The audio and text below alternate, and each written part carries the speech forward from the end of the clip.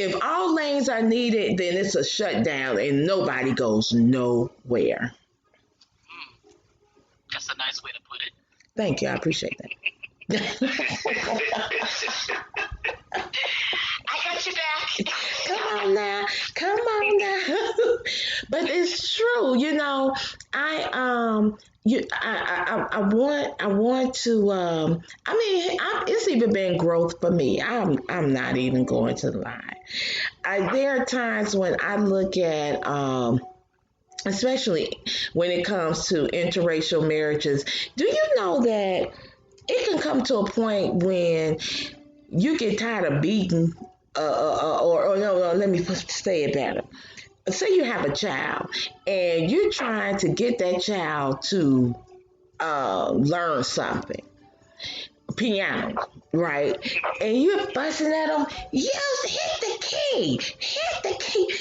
It's like, the child just don't want to play the key. He don't want to play piano. He wants to play that loud guitar, electric guitar. And you're like, I'm trying to refine you and make you do something that's more cultural. And while you're trying to force him into doing something cultural, you're making him miss his blessing because someone is looking for a lead electric guitar player. Exactly. That's just who my band teacher when I went to high school. He had me talking about I had the lips for a trombone. Oh, I know. They said that to me too. I was like, what? Yeah. So he recommended and made me play the trombone. I didn't like the trombone. He said you had the lips for Had the lips. Yeah, that's what they had the little mouthpieces on tables where he could, and then his method of sanitizing these mouthpieces was dipping them in some Listerine in the glass and wiping them off. And then handing it to you after the next scoop. I didn't like that. Oh, matter of fact, let me bring my own mouthpiece if my lips that good. That man told me I had the lips for trombone player. Yeah, they tell you that. They look at you and they help you choose an instrument. Because I think I had wanted to play either the flute or the saxophone, and apparently with the flute you cannot have like thick lips. You need to have thin lips. So I was out for that. I was like, yeah, the flute's not gonna happen for me. But I got stuck with the clarinet and dropped that real quick. Did you really? Yeah, I wasn't feeling it. Kevin, I played clarinet. I played clarinet for 3. Did you say she went to the trombone? All right, give it here. Give it here. You got 3 positions, 1, 2, 3. Right. Well, I probably was told the same thing, but my mind was made up, and y'all know how I am when my mind is made up. I was like, I'm playing the clarinet. And my teacher, yes, she was tall, thin, pale. You know what that means. And she always wore this bouffant on top of her head. And she said, well, Dana Holmes, you're going to play. And I said, no, I'm not. I'm going to play clarinet. And so she said, have you ever played a clarinet before? I said, I never played the other instrument before either. Well, I ended up playing clarinet, and I played it second clarinet, and then I moved up to first clarinet. Oh, wow. Well, she told me one day that she was assigning me to second clarinet. I said, okay, well, I won't be back. Oh, no. I will be stopping by my academic advisor's office and let them know to take me out of the class. She come running up behind me, Dana, why? I said, because you want me to play clarinet, to second clarinet, and obviously I'm not doing well any longer, so no sense of me wasting your my time. Okay, Miss Holmes, you can play first clarinet, right, chick? Quit playing with me. And there you are somebody who does not let up at all. That's good. That's good. Are you kidding? That's good. She was like, okay. Thank you.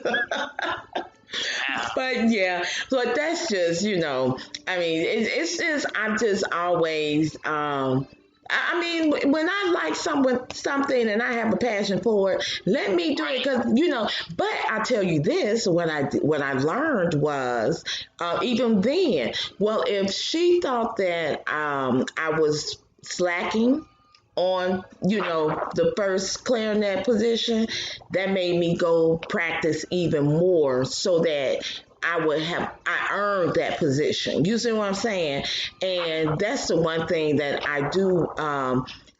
Even today, I had a situation with where one of my managers, she was like, hey, she brought something to me, and she said, this isn't what I'm looking for. And so I said, well, she was about to change, because I have different responsibilities. So she was getting ready to, take some of my responsibility back, or allow me to grow in other areas. And I said, well, wait a minute. Wait, whoa. I said, what do you need? And she said, well, this is what I'm looking for from you.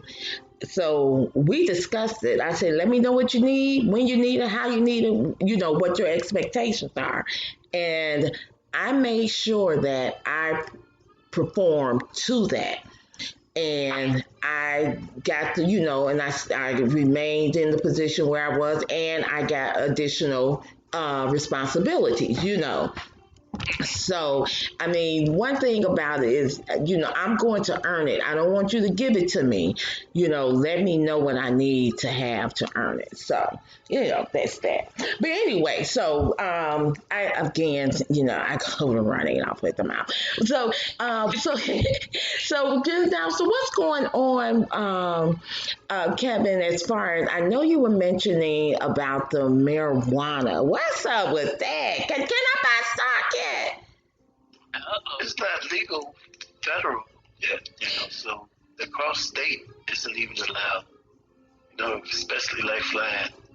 They done already got this cannabis amnesty boxes here at the airports. So if you're trying to smuggle or get on the flight with your medical or your recreational weed or whatever you have, it's going to be confiscated. TSA has the right, really, actually, because they're federal agents. Oh, they really? can actually arrest you because it's not federal, it's still illegal federal. So what they're doing, they're giving you amnesty, and they're going to take it from you and drop it off in this box. Or you can drop it off in a box once you see it there at the airport, or don't even bring it. What? But they will confiscate it and will dispose of it in this box. And by being federal law, they are ordered to destroy all that stuff. Wow. How they destroy it, I do not know. Right. So in other words, I better not buy any stock in it.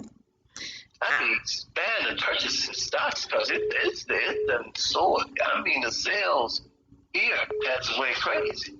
They made $5 billion in one day. What? But see, this city is the city of Chicago is so greedy. Like our neighboring states, like Michigan, their taxes is like 5%, 3 or 5% tax. Here, this city, 7, maybe 10%. See, they greedy.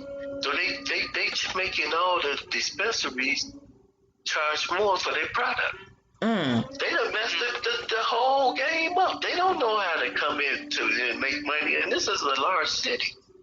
Third largest city. All the people, you can see the people standing in line early in the morning at a dispensary before it opens. Wow. Like, you know how you had a neighborhood alcohol? Right. You got in front of the liquor store. Right. We're waiting for the liquor store to open. What? Different size, shapes, colors, everything. What? Even Chinese people, you would think their eyes already slanted. Nah. You said you can't even tell. I can't even tell. Is you? Look, is you? Oh my goodness. Yeah, that's crazy.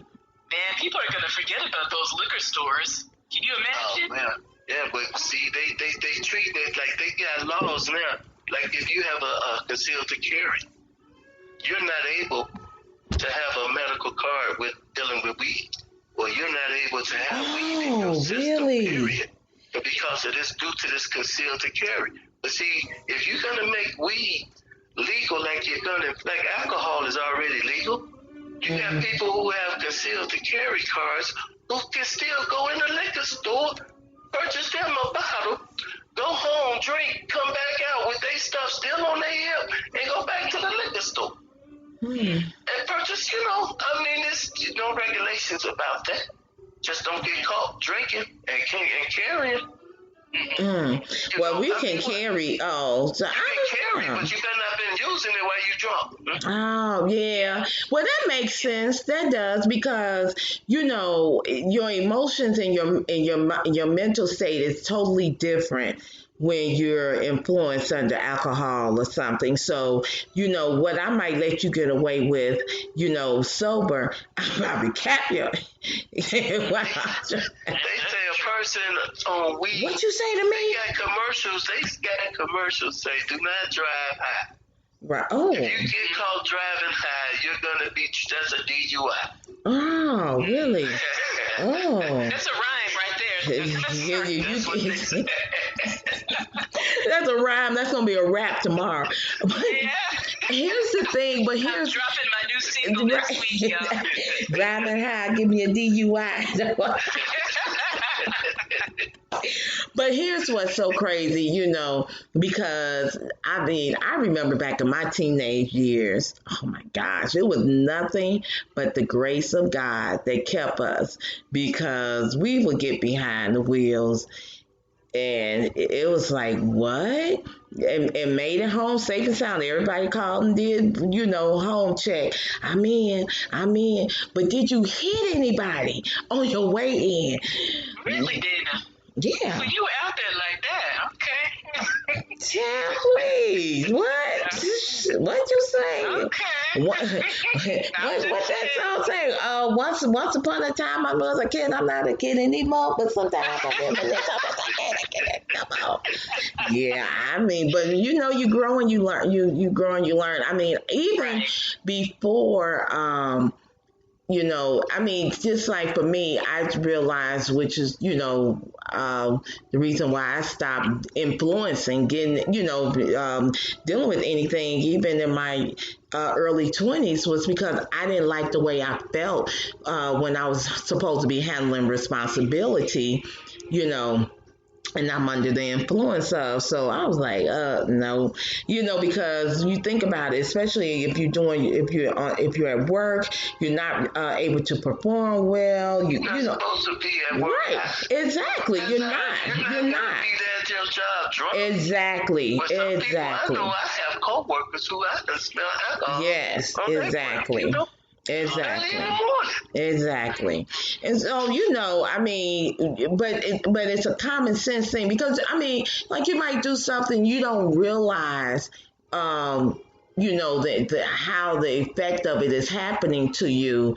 And then, for me, I'm like, I'm at work. I'm just being real. I'm at my job when I was younger, and I'm like, wow, I was like, I don't like feeling like this, and I'm at work, because if I make any mistakes, I'm in trouble, because I found myself in this position. So I just found it best to, leave that crap alone. And when I had my daughter, you had the wrong mentality.